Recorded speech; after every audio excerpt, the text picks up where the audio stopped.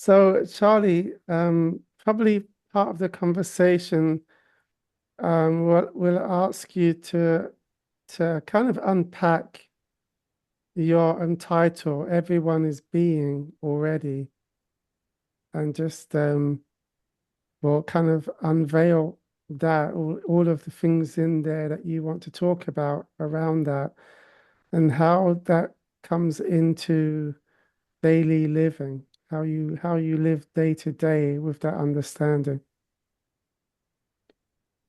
That's kind of Yeah, hopefully will be the opening gist, and then we'll see what happens from there. that Yes, sounds great. All right. yes. What Uh, our thinking to for having this program was to do this kind of thing where we talk to the lived experiencing of quote non-duality rather than scholarship theories, quotes. I mean, not that quotes, any of them aren't welcome, but we speak from being, and I think it's really what we hunger for. We people in our own search for truth and reality, um, we want that direct connection. yeah, We need it. yeah. I think, yeah, it seems that that's the driving force for all striving, really. Um, and until it's kind of both understood and experienced that this is what drives almost all anything that's not just instinct. Um, is in one form or another this striving for a not a completion that for from this is how I see a drug addict or a person who's unbalanced in any way. I see that this is what's driving everybody, Mm. and the everything is a path to this. I believe. And but we don't always, we always think that it's something else that has to do with the separate self and that the completion of that. But it's really the completion of a wholeness with everything. People are just seeking wholeness throughout whatever endeavor that they're doing. Yes, that's what I see. I see that, and that's really what I see throughout, my life is. Um, and so then I always seek to help somebody in that endeavor, even though because I see them there. I see that that's what's going on for everybody. And so I don't want to pick them apart. And I understand the value of staying focused in your belief system or your approach towards anything. But so I really can't see that big of a difference in any path or any teaching or any obsession.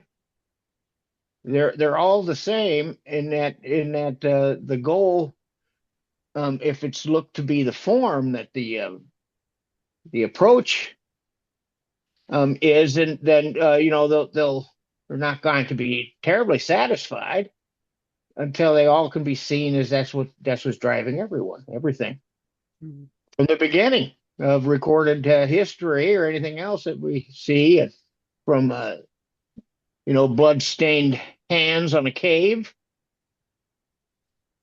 from before we can even register time to this very moment, and we only got a short period of time to address that, get clear about it, and then perhaps we could die before we're dead and recognize you know that this is what's driving everything, and then you can see it in everyone's hunger.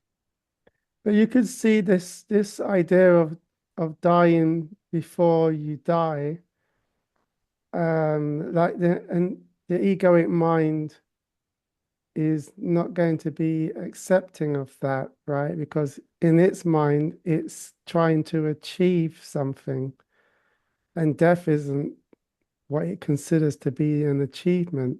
So how would you help them with that when you say that you try to help people? Oh, I see. Yeah. Well, I think support them in their endeavor, and then to shine that that this is what's going on for everyone. This is there's a universality there's a singular universal strive that's taking the form of every activity, and if it's left to the ego approach, then it will be of a an attachment to a speck on a globe in time, and that gets really old. No matter the older you get, it gets older. So you can break through around 50-ish for most people to just say, we've been we've been doing a bait and switch here for quite some time, and you know but to jump off of that just a little bit, the gorgeous thing that you can help a human being with is to recognize that what they already have, Yes. and to identify that as an always present condition is the best thing that can be done, and to recognize that the ego is not going to value this, and that's why it looks like nothing Yes. to the ego. The shared experience of everyone is nothing, but it's always here. It's in the background, it's in the foreground, it's shot straight through every single thing. There's this presence, this condition inherent in everybody, and it's you know it can be seen directly, like maybe in a radical non-dual way, as everything is everything. But if it's not loved, then even though it's the highest teaching, even though it's the shared experience, it won't have any meaning. So what I've found is that what meditation would be is the capacity to open to the present condition and to begin to spend time with it in the shared experience of the human condition, and begin to love it.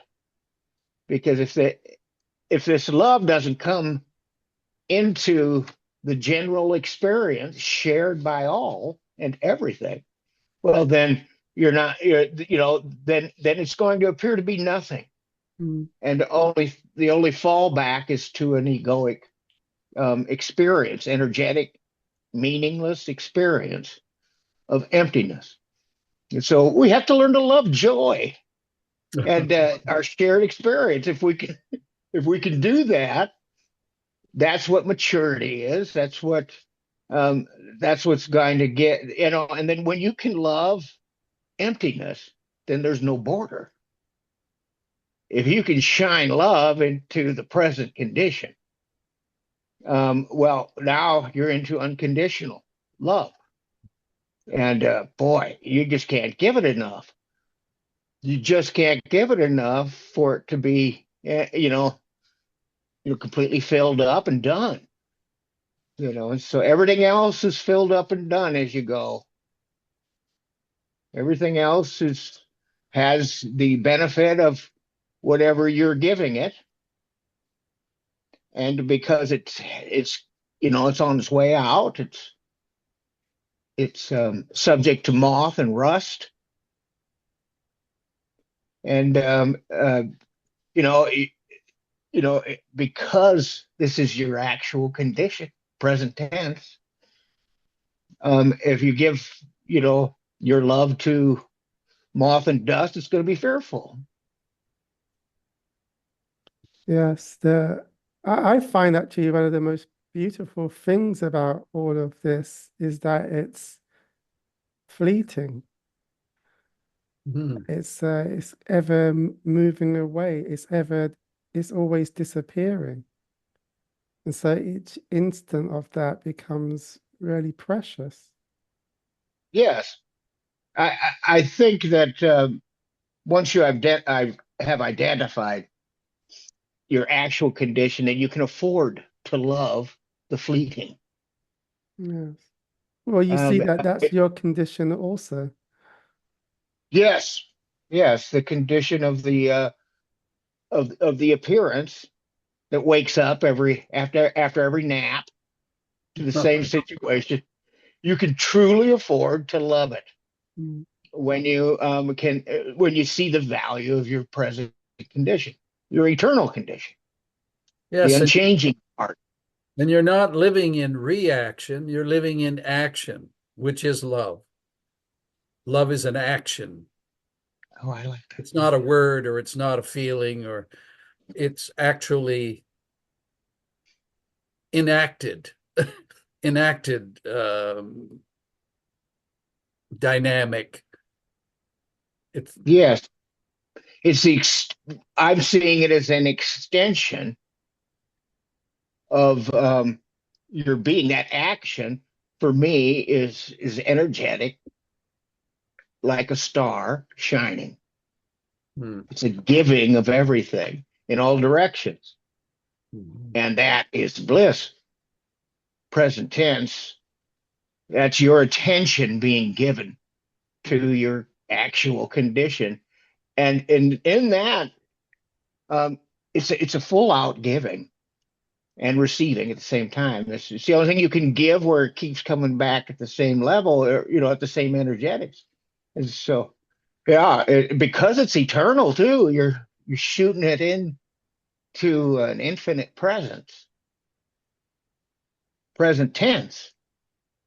This is how it is to turn up the volume, so to speak, on your actual condition. Start loving your eternal nature and the nature of everything, and then you can powerfully afford, to feel everything. And so, yeah, if I'm going to live this, how it is here, is that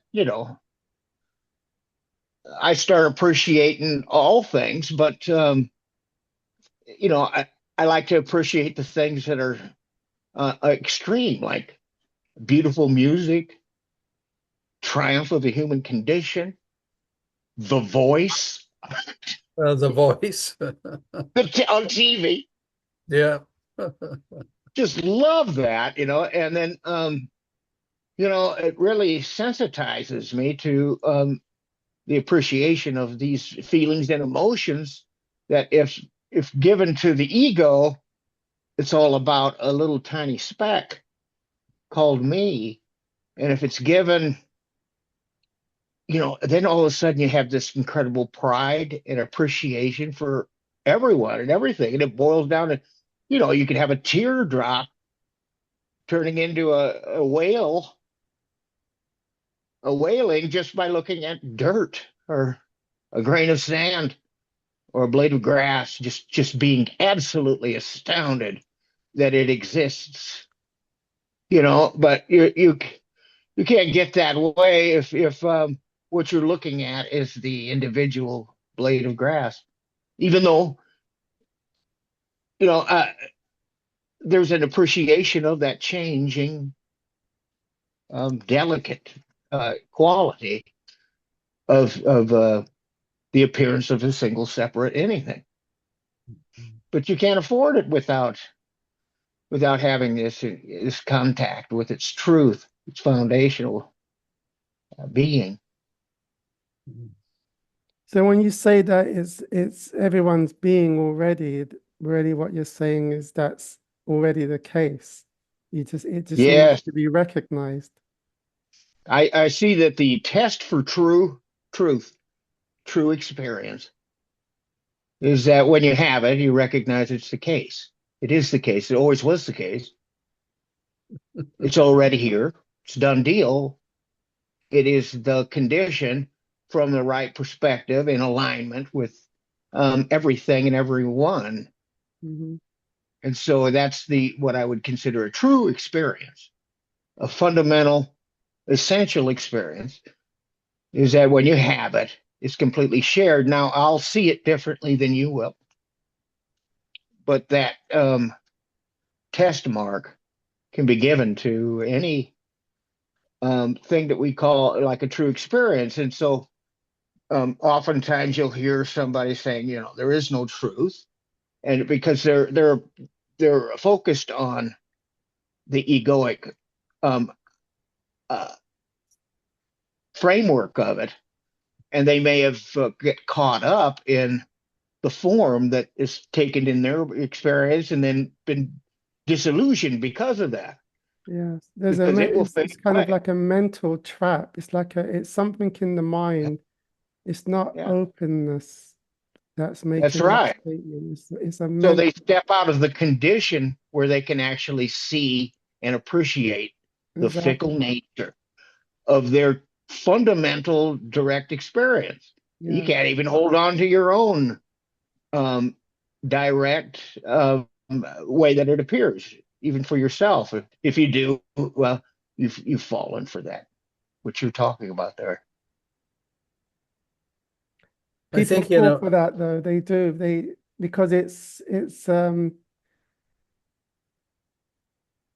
a way for the ego to stay in control by Yeah. making those types of assertions. Only an ego would say there's no truth. Or that you don't exist. Yeah, Oh my, you're the only thing that does, as yeah. far as you know. And then everything else is the fickle change that is gorgeous beyond comprehension. Mm, Straight up miracle that you can hear. That you have these incredible senses that rise every time you take after you take a nap. Then you go into a dream mm, and you shift from one world to another. mm, In sleep mode, this thing is an incredible device of imagination, and you're not bound by it. It's not an obstacle. It's only an obstacle if you think you are that, and then you're kind of you're out of your being. yeah. so does it Uh, come down to belief, Charlie? Are, do we have to abandon ultimately, fully, completely all belief? well, certainly, if you dropped it all, then being would shine forth instantly and be what's really here. So yeah, it's a I would say that it's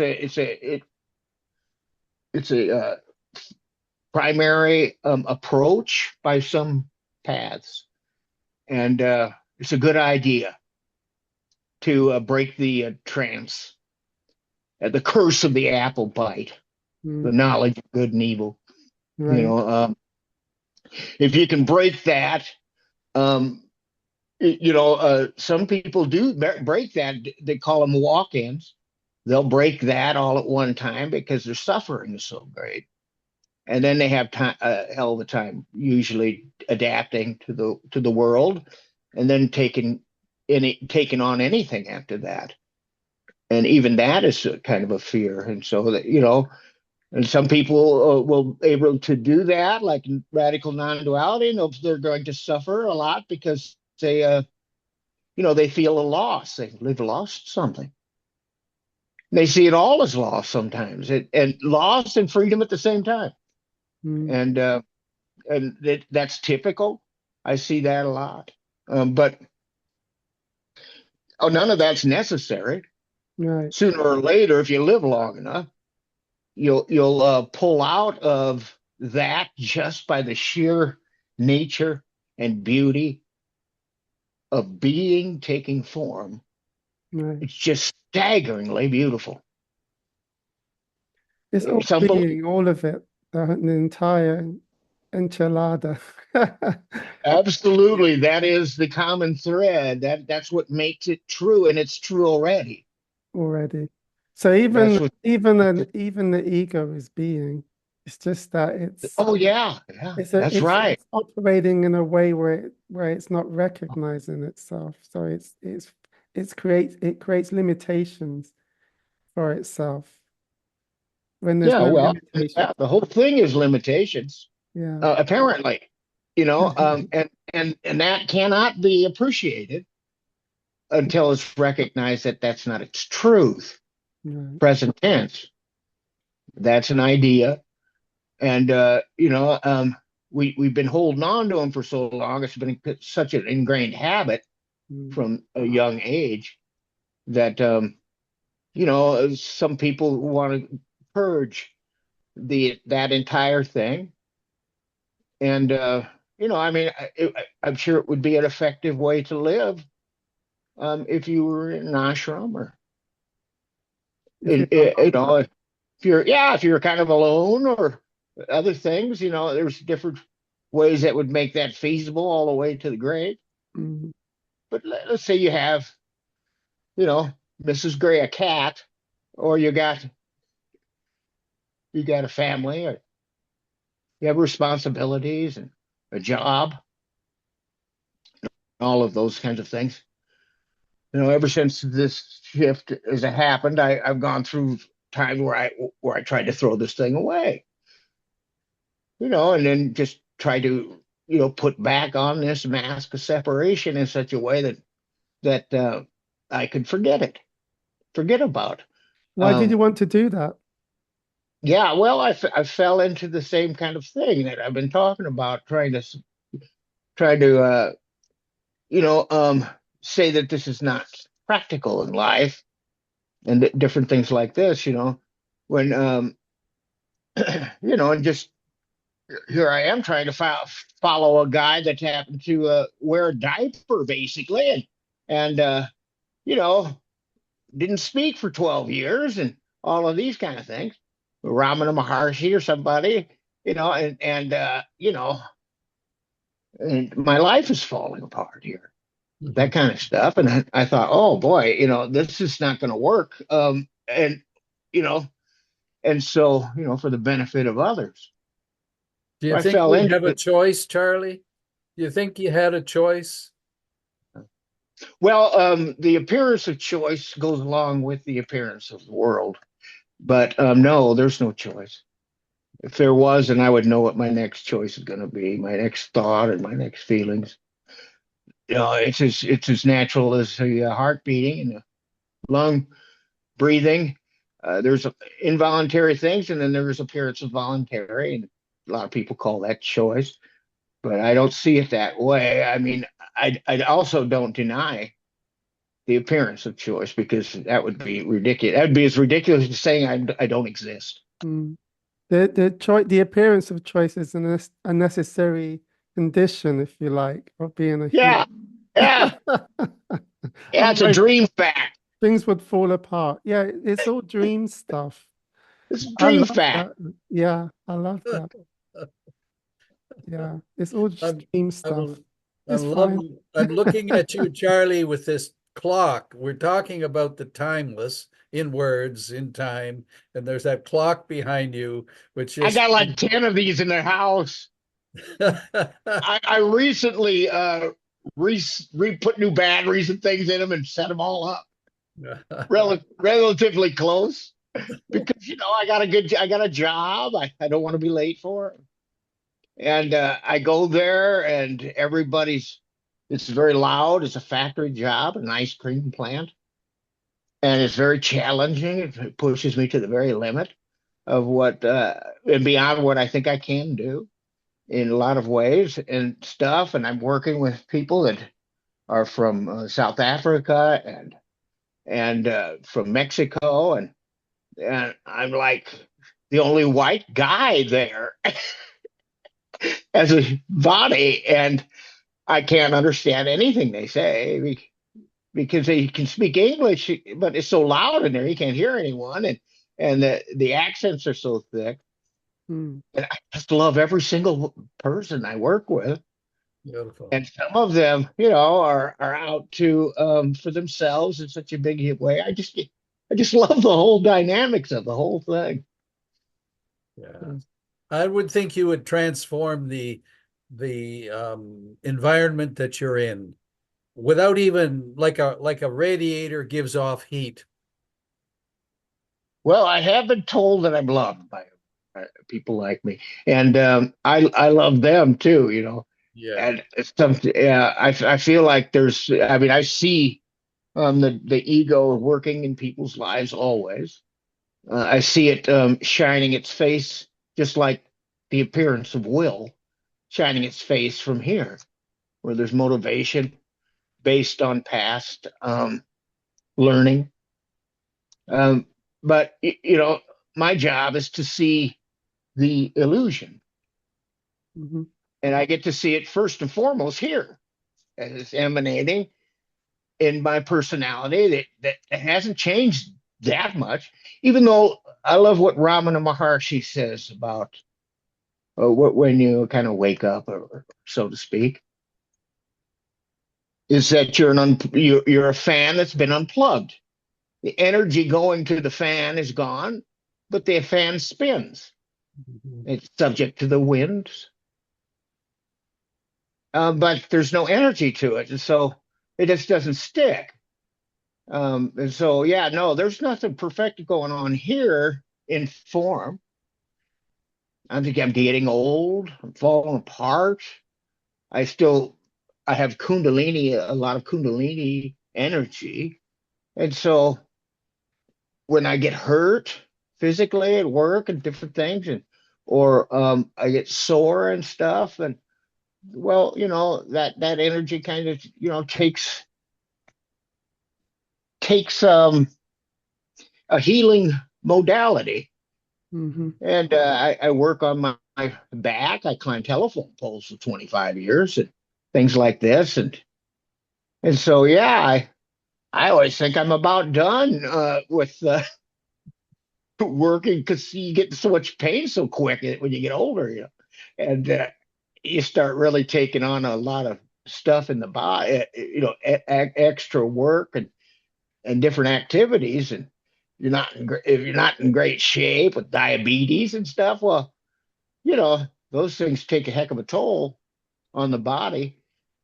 And I just recognize, this is it kind of thing, and I just realized just how free I am.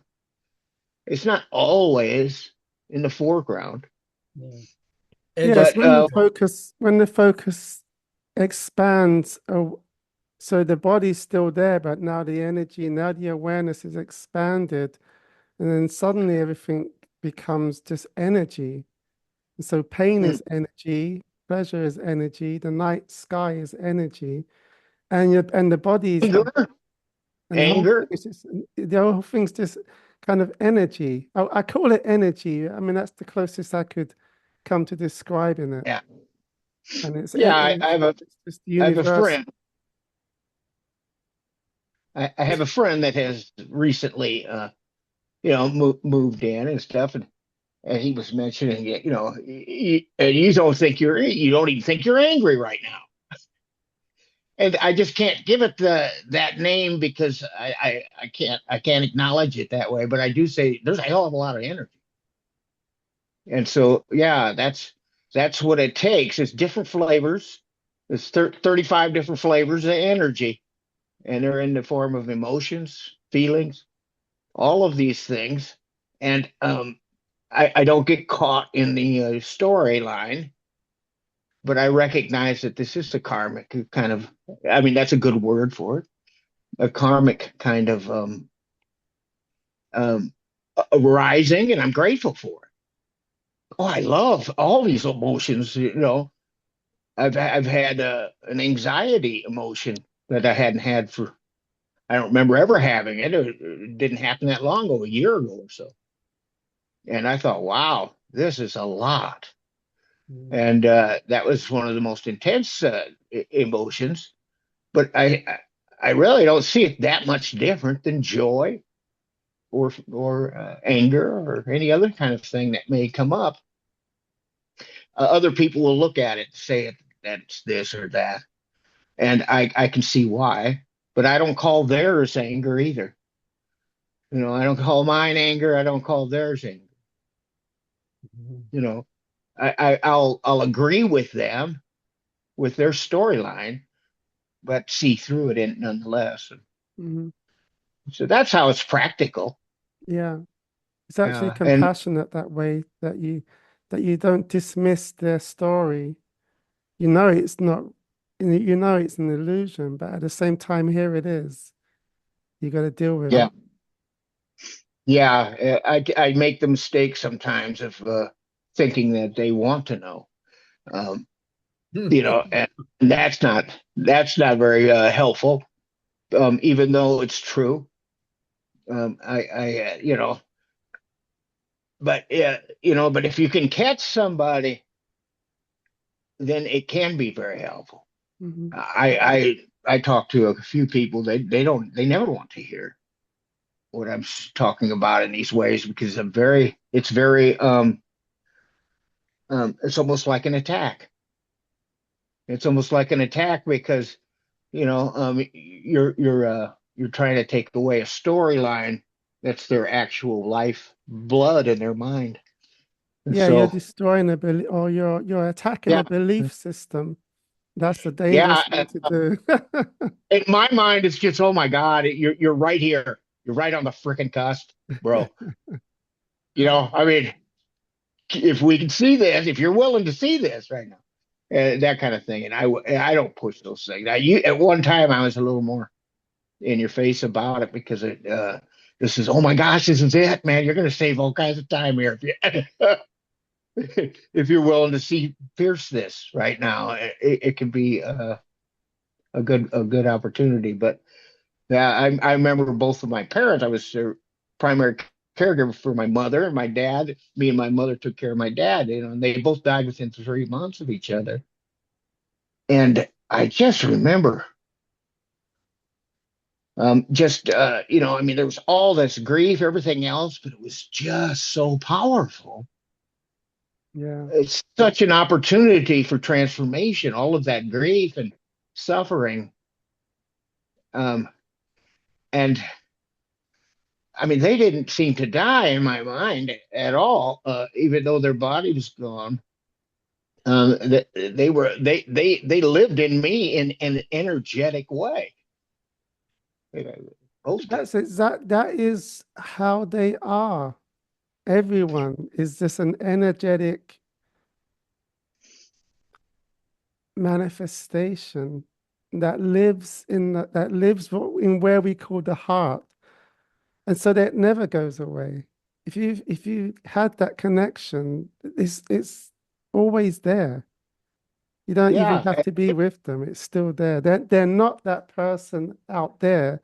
They're this manifestation or this energy that's here, if you like. I yes. mean, For some reason, it I was want to it was in the humanize what we're talking about. I don't want it to be, all abstract and it's well, a very it was an human energy thing. in my gut. This grief and the set and the because it's pathetic that if there's one critique I'm going to give God, if there's such a thing, is this death idea.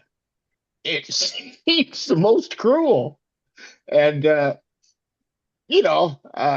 all of this striving to hold it together and it falls apart, dies on you.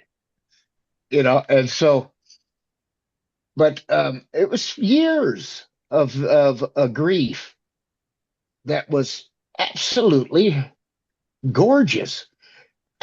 There's no way I can say it, So it's like all of those years, several years of grief, and having it be just really just joy Mm, at the same time, and it was grief. yeah. I couldn't deny that, and it was in the gut, and it was a soupy, not a great. energy so much, but the subtlety of its presence was my actual love of my parents and stuff. And Mm. so, yeah, yeah, it didn't have anywhere to stick, no storyline to stick with it to. So, yeah, it was etheric and gorgeous, and Yeah, still is. the suffering needs a me. When there's no me, then the suffering just becomes energy. And it's just, and then it can be seen to be as beautiful as anything else, even though it's unpleasant for the body or the mind.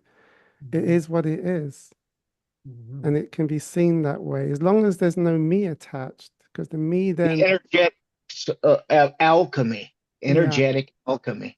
yeah, this whole world is that. Just look at the planet, look at the weather patterns, and look at the landscape. Everything is in that state of suffering, joy. And so, in this moment, whatever arises, it diverse as whatever appears in form, in color, and in memory. That's not sought for, just a natural memory that rises. There's nothing in this room, I don't know what it is, but there's not a single noise in the head saying what it is. There's no voice here that's Mm. declaring it. There's no voice coming out of this face area that I can't see. Out of the nothing, voice comes. I Mm. hear it the moment you do. I know that it's simultaneous. There's no thoughts involved with any of it. Yeah, And and it's what completely is there? spontaneous. It's completely spontaneous. Yeah.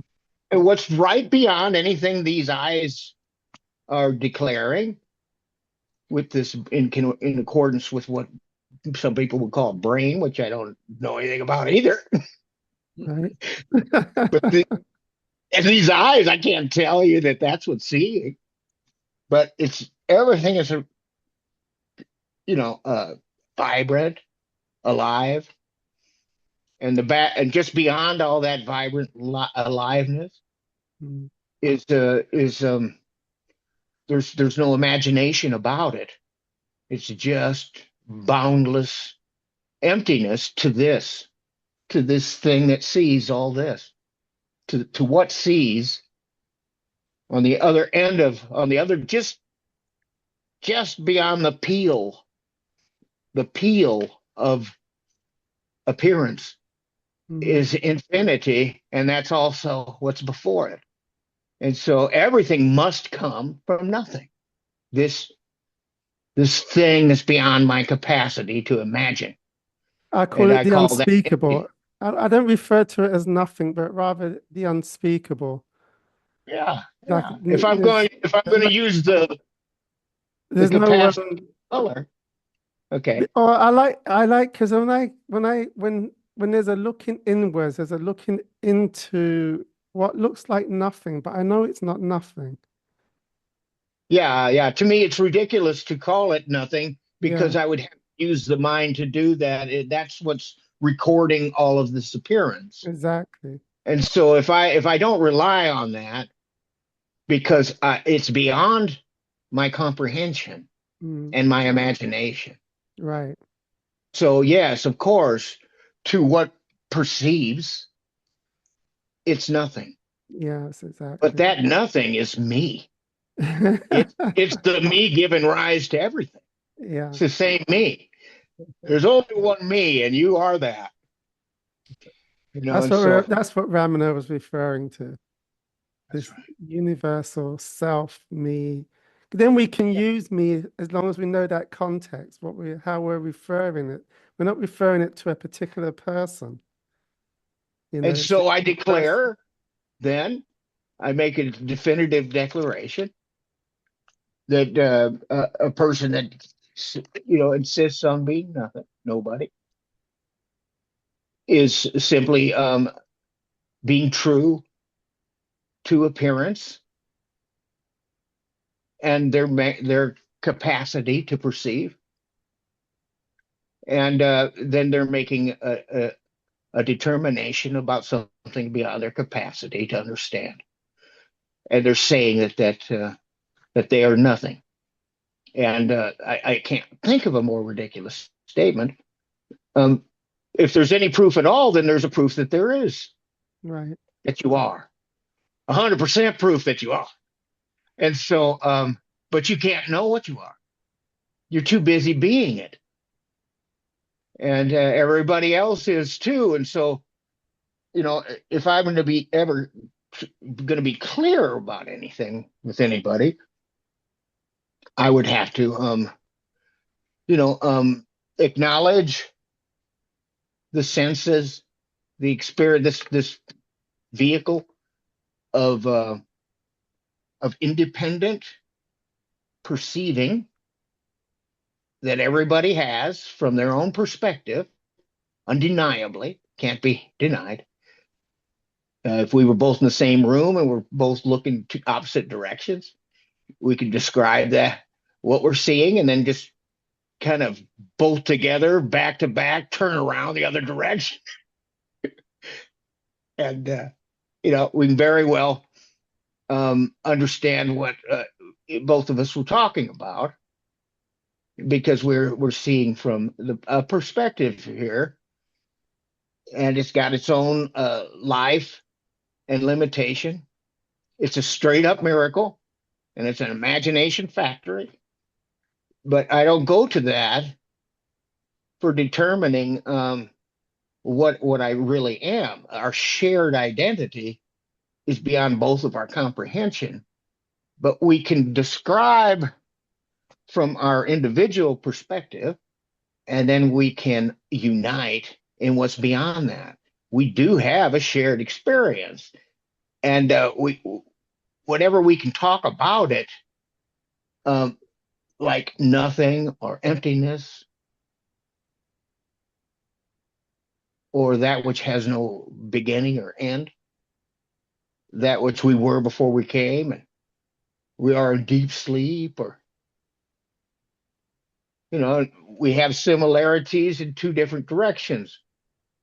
One is completely shared and one is totally separate. Mm-hmm. Even though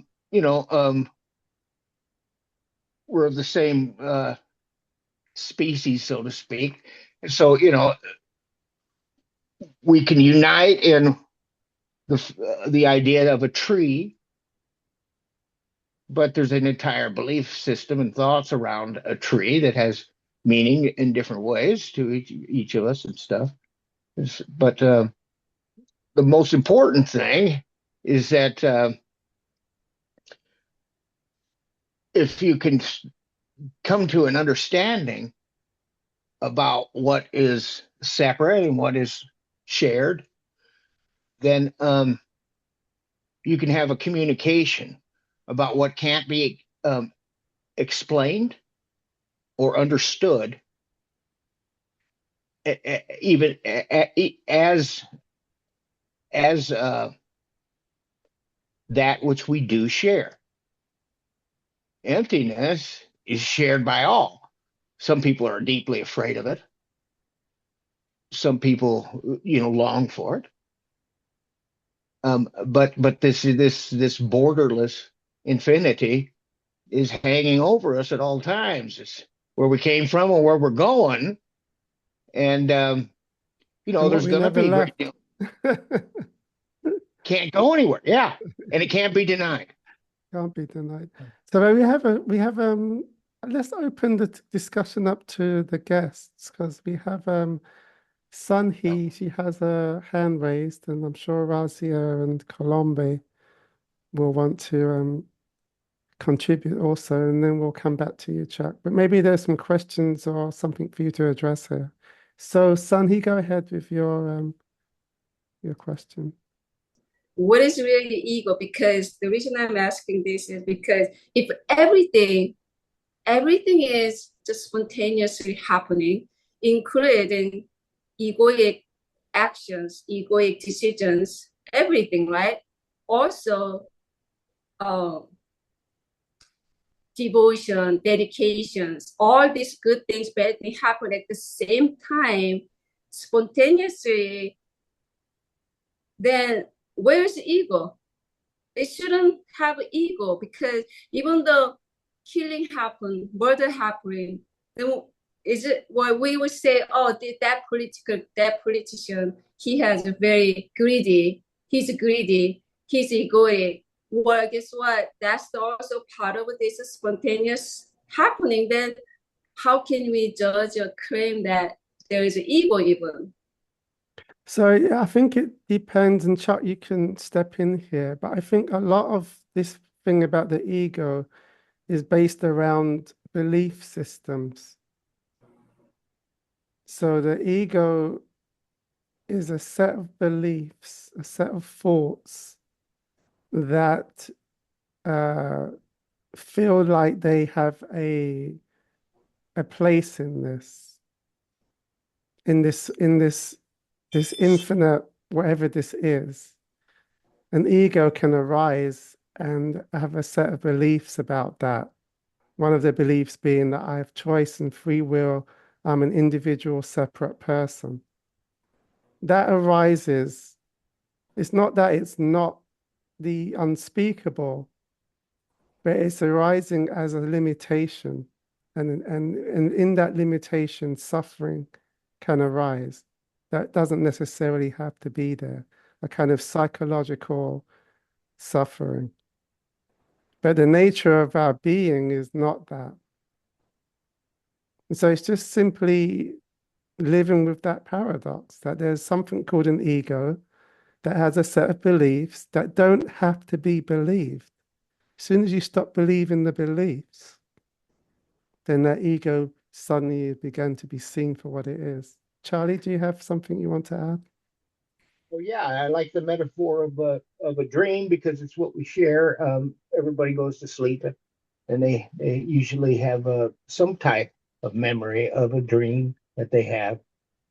Now, in that dream, when you're dreaming a dream, it seems very real. And then you wake up from that dream, and you recognize that everything in that dream was from your own mind. It was from you. It is you. And in that way, this world is like this.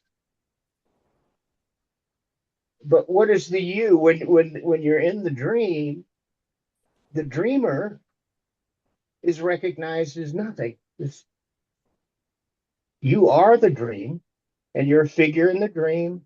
And this is, if you believe that that's what's going on, then this would be facilitate what I consider the ego, because there's an identification as a dream figure instead of the dreaming. We all dream and we create an entire world. We do it several times in one dream cycle, in one sleep cycle. And we forget about everything that's going on, and we're completely identified with this dream. And it's coming from us. We are a whole, it's everything in that dream is a whole part of the entire dreaming mind. So is there any mind then? Well, I mean, this thing that we can't communicate completely, this emptiness, from our standpoint, there's some people call it death or what you were before you were born. That is mind. It is the truth of being. And everything comes from that being. Because this is a dream of change in a changeless eternity, or in a changeless mind, or in a changeless being. Well, it seems that we just, as a person, we just take it as my mind, my being, my, instead of see as it is. So it's Right. not So what's happening is that when this universal being or universal, when you think of these terms as universal and impersonal, then you're thinking about them in a way that's closer to what reality is that there's no individual as such, separate individual. But most people refer to their mind as a separate individual mind, my mind. We're saying that that's an illusion. And the ego is the belief system behind this idea of my mind. But if you were to drop the ego, there would just be mind.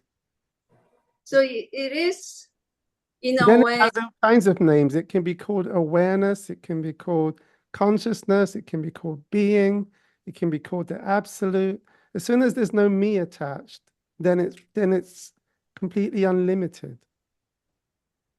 As soon as you then put a me on it, then it becomes seemingly limited.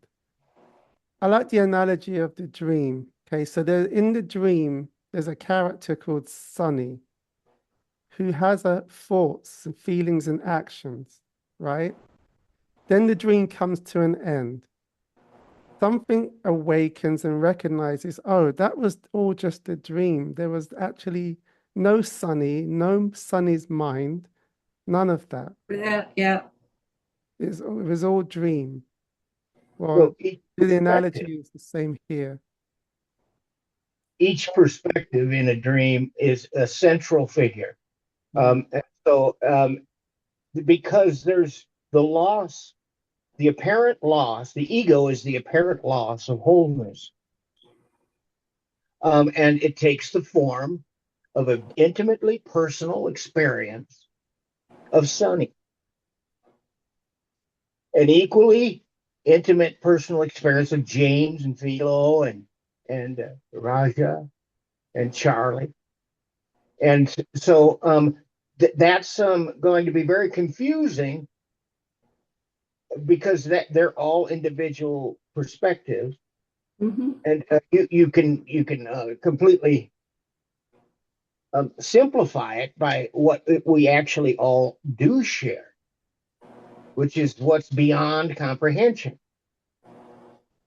And that can be said to be, I mean, certainly if you was to drop all trying to figure anything out about what, this confusing conversation, It is and what's left. Yeah. And I mean, very directly, reality must be already the case. And so, yeah, luckily you have a huge contrast there. You have this capacity to try to figure out what's beyond the mind, with beyond the Sunny's capacity to understand. And we all agree that reality is beyond our comprehension. And so it's what's left when you stop trying to do what you can't do, what can't be done. And it's infinite present tense.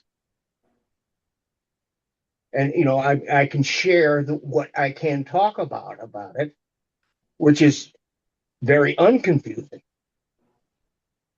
If you drop all confusion, what's left is boundless present tense. It's just nothing. And that's the nature of mind from the Sunhi position framework in the dream. So the dream is a projection of change in an infinite mind. And you are that infinite mind, completely shared with everyone else's infinity. Present tense. It's not something you can gain because you are that already. And if you look for it, you're denying this moment beyond your comprehension. Present tense. Infinity. Now, I mean, the more you pay attention to such a thing, the more attention you're actually able to focus on it. It can make you start shaking with expectation that there is no end to what you can give here in this reality beyond comprehension. when this mind, this brain, this separate self perspective offers itself wholly, completely to what it can't understand. It becomes the energy of the universe. It's the Big Bang all happening at once. That's how much you can give to it. But most of the time, we just try to we get a toe into nothing, and then we're trying to capture it in concept, in mind, in description, even in feelings, which is more subtle. But if you give up all of that and give everything, my gosh, you're going to be one happy unit in a dream escape. Razia, did you had your hand raised? Go ahead. Thank you. Yes. I think Sunny came up with some nice thought-provoking things. It's like everyone's question, like, they look at the world and they say, like we are interacting with each other, I can see everyone. And then now to say there's no self, And, but I liked what Ramana says. He says, like now if you look at the dreamscape, right, and there's these apparent otherness that is trying to, that feels separate, right, and wants this wholeness to belong. They feel like they're different and they're separate. And that is what is happening. And then Ramana says, like there's some point now where the garment gets burnt. The garment gets burnt, meaning the self gets burnt, the egoic self. But he says the ashes are still there. The ashes don't, it's like, although the self is burnt, but the ashes are still there.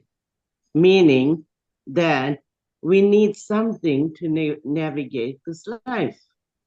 We can't, because if you look at it, this is the only place that we exist, in this dream.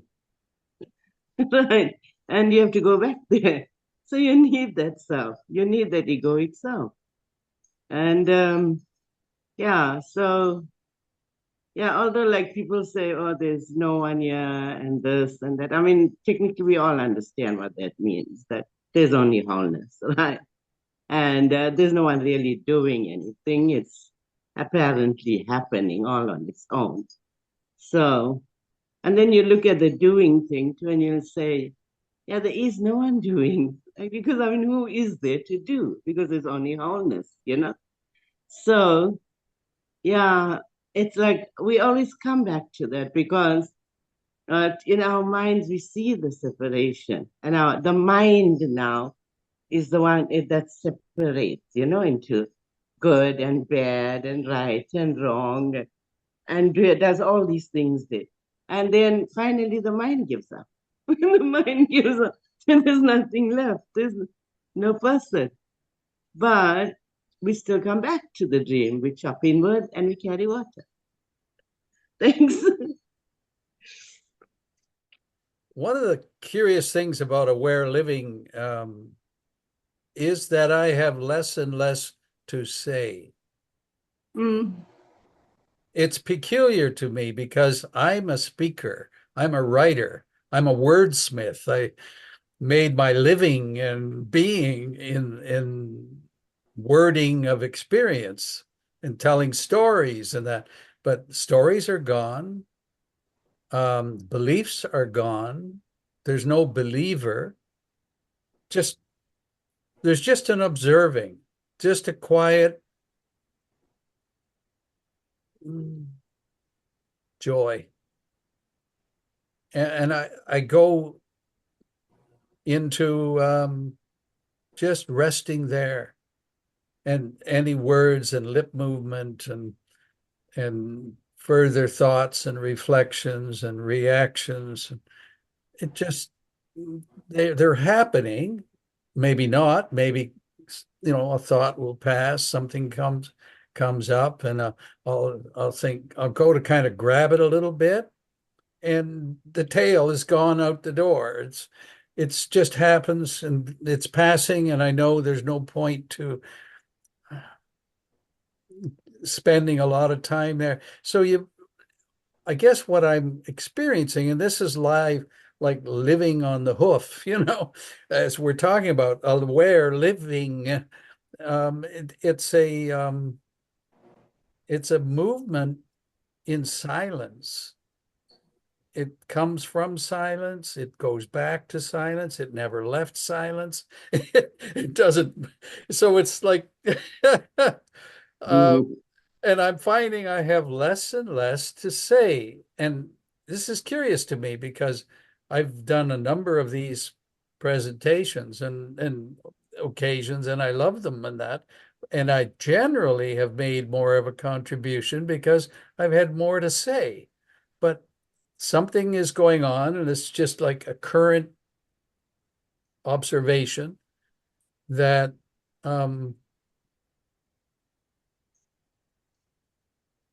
there's nothing needs to be said. We could sit in silence and just absorb the beauty of this moment, the joy and the peace. Not the words, and not the feelings, and not the yes, I feel it, no, I don't, or all of the stuff that the mind compares and contrasts, but just settle into our being. And that's where we live. That's where there's any life. That's all life. And not much can be said about it.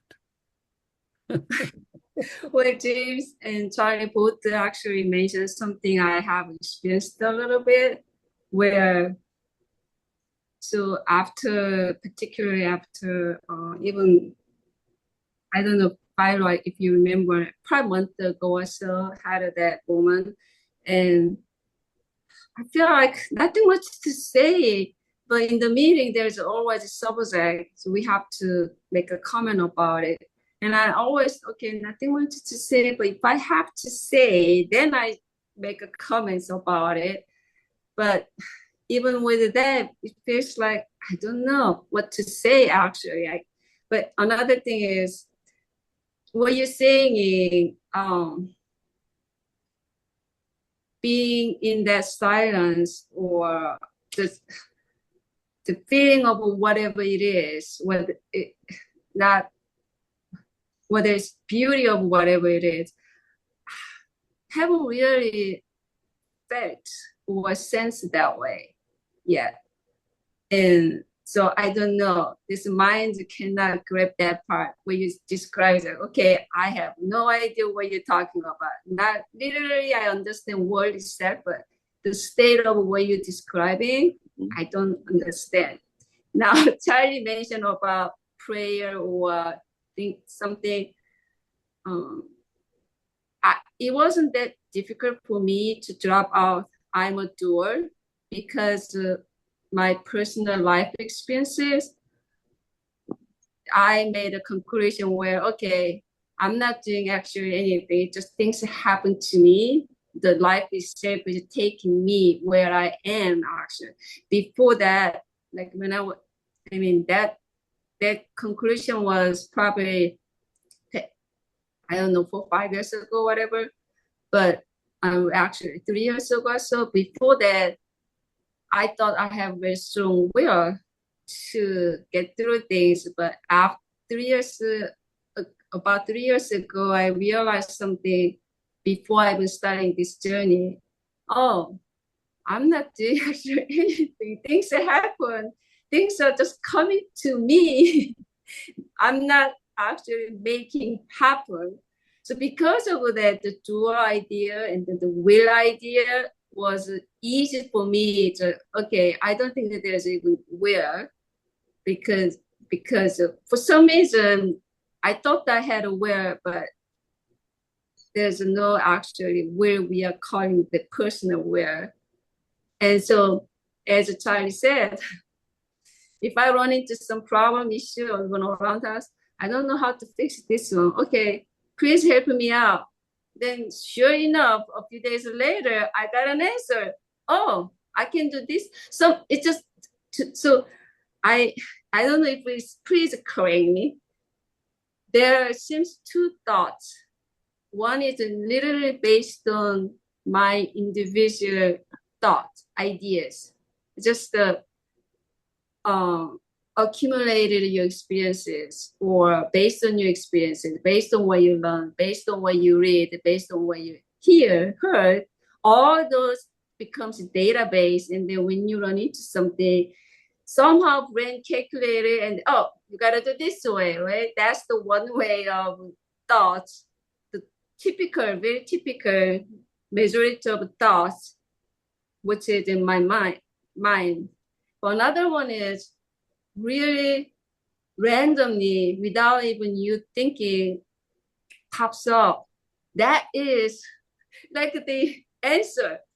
I don't know how to resolve the problem or how to do it, but somehow, oh, you gotta put this on here. That's not in my mind database. It just pops up. So it's So, just like so what I'm hearing, Sonny, is there's this natural intuitive beingness that we all share, our shared experience, which you are obviously experiencing. At the same time, there's a lot of mental activity yes. around trying to understand that. And what we're trying to point to is that you don't need to try and understand that. That trying to understand is mental and will just drive you up the wall. So what Charlie was saying was that you can just sit back. Don't stop identifying with those thoughts. And as you've experienced multiple times, the thoughts will slow and fall away, and then understanding arises. And the understanding is intuitive and wordless. It's just, there it is. And then thoughts can come in and interpret that. But by trying to use the mind to understand what cannot be understood by the mind is just futile and wastes a lot of, and that's a lot of seekers spend time trying to do that. By trying to understand, they're not understanding. When you're not understanding, you're actually understanding. Because the mind can't understand, and what you are in your core being is understanding. You know, we can change the words and call it love, we can call it truth, we can call it reality, we can call it the absolute, we can call it understanding. That is what is already there. And so other things move, letting these other impulses of understanding and thought fall away is the way to get what the mind is seeking. The mind will get it by not trying to get it. I took a lot of I'll say research, inner research into what this mind was about and how it functions. And honestly, the recognition that the mind is binary was a big deal, because what does binary mean? It sifts and sorts, compares and contrasts, either or, but it can never go from two separating to one. It can never get anywhere in the vicinity of reality. It can only describe and represent reality. So all of that and the futility of it and the settling into just being, I'm reporting on it in this sense because even like several months ago, there was a different beingness than the one that seems to be happening, moving into relationships now, this moment, which is only all there is. And it's beautiful to kind of exchange the foment, the fecundity of this experiencing that's wordless and has no personal context, no color, no shades. There's just color, but there's not favorites. There's not good, bad, and everything is just a kind of a dancing revelation. And you don't know what's going on. You're comfortable with that. You don't need to know. You have nothing more to say because in some way, reality is too real to bear the weight of the phrasing of it and the thinking about it and the exchanging and questions and answers. All of it's valid. I'm not knocking it. I'm just saying is that as we sink deeper into being, my experiencing is one of, it's not mine, and it's just, I fall into the wordless right there. It's just,